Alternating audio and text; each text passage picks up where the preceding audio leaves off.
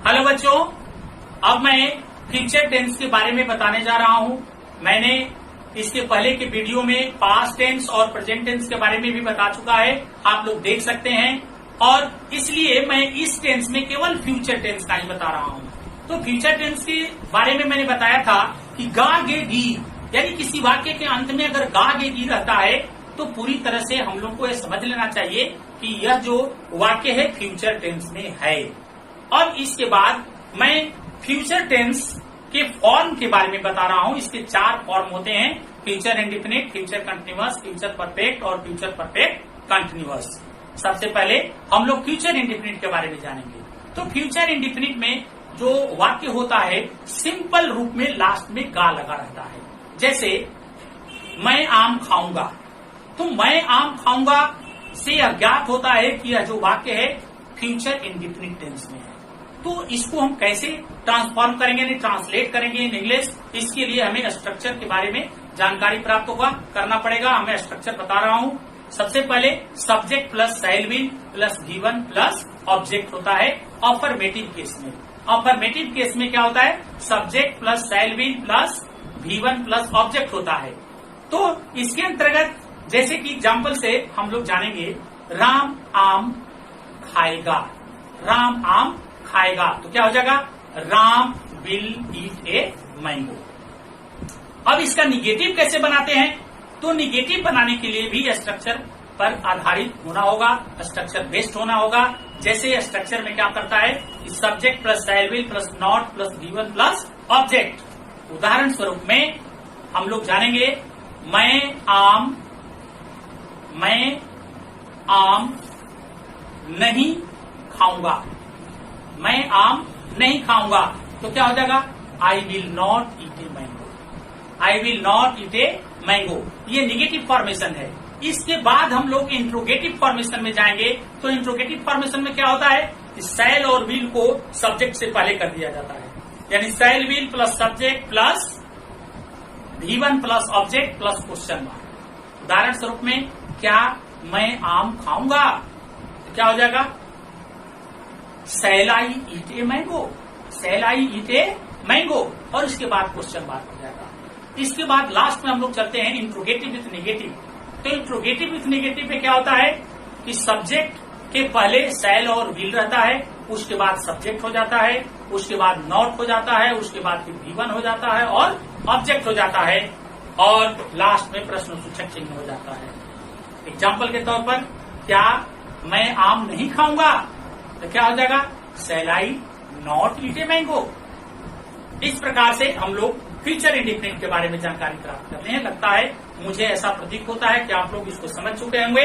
इसके बाद हम लोग फ्यूचर कंटिन्यूअस के बारे में जानेंगे। तो फ्यूचर कंटिन्यूअस में क्या होता है? इसकी पहचान होती है कि जिस हिंदी वाक्य के क्रिया के अंत में रहेगा, रहेंगे, रहेंगी इत्यादि लगा रहता है, तो वैसे वाक्य को हम फ्यूचर कंटिन्यूअस टेंस में समझते हैं। जैसे वह बाजार जा रहा होगा, वह बाजार जा रहा होगा। तो इसको कैसे हम बनाते हैं, इसके लिए स्ट्रक्चर पर ध्यान देना होगा। तो सबसे पहले हम लोग क्या करेंगे? सब्जेक्ट प्लस शैल विल, ठीक है, subject plus shall will plus BE और उसके बाद V4 होता है और उसके बाद ऑब्जेक्ट रहता है। तो उदाहरण स्वरूप में हम लोग जानेंगे कि वह बाजार जा रहा होगा तो क्या हो जाएगा? He will be going to market। He will be going to market। अब इसके बाद हम लोग निगेटिव के बारे में जानेंगे। तो निगेटिव को भी स्ट्रक्चर के रूप में जानना पड़ेगा, है ना। तो निगेटिव के लिए स्ट्रक्चर क्या होता है कि subject plus shall will plus not plus B plus V4 plus object. उदाहरण स्वरूप में, वह बाजार नहीं जा रहा होगा। वह बाजार नहीं जा रहा होगा तो he will not be going to market। he will not be going to market। अब इसके बाद इंट्रोगेटिव फॉर्मेशन। तो इंट्रोगेटिव फॉर्मेशन में आपका शैल विल पहले हो जाता है, उसके बाद सब्जेक्ट हो जाता है, यानी shall will plus subject plus B plus V4 plus object. तो एज ए एग्जाम्पल, क्या वह बाजार जा रहा होगा तो क्या हो जाएगा? Will he be going to market और लास्ट में क्वेश्चन मार्क हो जाता है। और उसके बाद हम लोग इंट्रोगेटिव विथ नेगेटिव के बारे में जानेंगे। इसके अंतर्गत क्या होता है कि इंट्रोगेटिव भी होता है और नेगेटिव भी होता है। तो इंट्रोगेटिव के लिए क्या करते हैं हम लोग, शैल विल को शुरू में रखते हैं, उसके बाद सब्जेक्ट हो जाता है, यानी shall will plus subject plus not plus V four plus object. और एग्जाम्पल, क्या वह बाजार नहीं जा रहा होगा, क्या वह बाजार नहीं जा रहा होगा, तो क्या हो जाएगा, will he not be going to market, will he not be going to market. इसके बाद मुझे लगता है कि फ्यूचर कंटिन्यूअस के बारे में भी आप लोग समझ चुके होंगे। अब मैं फ्यूचर परफेक्ट के बारे में बताने जा रहा हूं, जो मोस्ट इंपॉर्टेंट होता है। ठीक है, इसमें क्या होता है कि चुका है, चुकी है, चुके हूं लास्ट में रहता है, यानी जिस हिंदी वाक्य के क्रिया के अंत में चुका है, चुके हैं, चुके हूं इत्यादि लगा रहता है, वह जो वाक्य होता है फ्यूचर परफेक्ट टेंस में होता है। अब इसको कैसे बनाते हैं, इसके लिए हमें स्ट्रक्चर पर डिपेंड रहना पड़ता है। तो as a structure I am going to say with you, क्या होता है, subject plus shall will plus है। ये ध्यान रखना है कि मैक्सिमम लड़के ये गलती करते हैं कि हैव के बाद हैज का भी प्रयोग करते हैं। ऐसा कंडीशन नहीं होता है। ये जो है ऑल फॉर्म में, चाहे वो आपका फर्स्ट पर्सन हो, सेकंड पर्सन हो, थर्ड पर्सन हो, सभी के साथ हैव का ही प्रयोग होता है। तो क्या होता है structure, subject plus shall will plus have plus V3 plus object.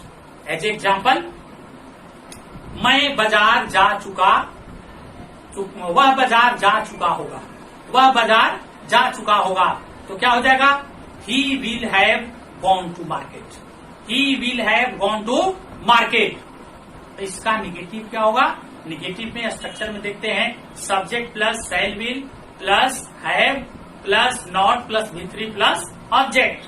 For example, वह बाजार नहीं जा चुका होगा, तो he will not have gone to market, he will not have gone to market, या he will have not gone to market. दोनों तरह से इसको बना सकते हैं। और इसके बाद हम लोग इंट्रोगेटिव के बारे में जानते हैं। तो इंट्रोगेटिव एज ए स्ट्रक्चर क्या होता है, शैल विल पहले हो जाता है, उसके बाद सब्जेक्ट हो जाता है, उसके बाद जो है आपका हैव हो जाता है, और उसके बाद V3 और उसके बाद ऑब्जेक्ट हो जाता है, और लास्ट में साइन ऑफ इंट्रोडक्शन हो जाता है। फॉर एग्जाम्पल, क्या वह बाजार जा चुका होगा, क्या वह बाजार जा चुका होगा। तो ऐसे कंडीशन में हम क्या करते हैं कि will he have gone to market, will he have gone to market, और लास्ट में क्वेश्चन मार्क दे देते हैं। अब इसके बाद हम लोग जानेंगे कि how to translate the interrogative with negative. ठीक है, इंट्रोगेटिव विथ नेगेटिव में क्या होता है कि शैल will plus subject plus have plus not plus V3 plus object हो जाता है। तो एग्जाम्पल के तौर पर हम लोग जानेंगे, क्या वह बाजार नहीं जा चुका होगा, तो क्या हो जाएगा, will he have not gone to market. इस तरह से हम लोग परफेक्ट के बारे में जानकारी प्राप्त कर चुके हैं। मुझे लगता है कि आप लोगों ने समझदारी भी प्राप्त कर लिया, आप लोग समझ चुके होंगे। इसके बाद में अंतिम वाक्य का, ये जो अंतिम सेंटेंस का फॉर्म शुरू करते हैं, फ्यूचर परफेक्ट कंटिन्यूअस टेंस, जो कि आप लोगों के लिए बहुत ही महत्वपूर्ण है। इसमें क्या होता है कि लास्ट में, यानी वाक्य के अंत में, जैसे वाक्य में होता है क्या कि वह बाजार, मेरे आने के पहले वह बाजार जा चुका होगा, ये वाक्य जो है आपका परफेक्ट टेंस का है।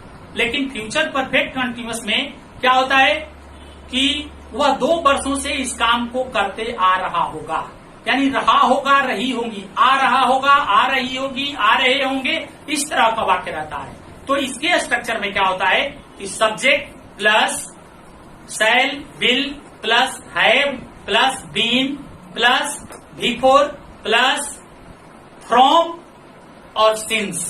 देखिए, फ्रॉम और सिंस होता है, हर वाक्य में फॉर और सिंस होता है, लेकिन इसमें फ्रॉम और सिंस होता है।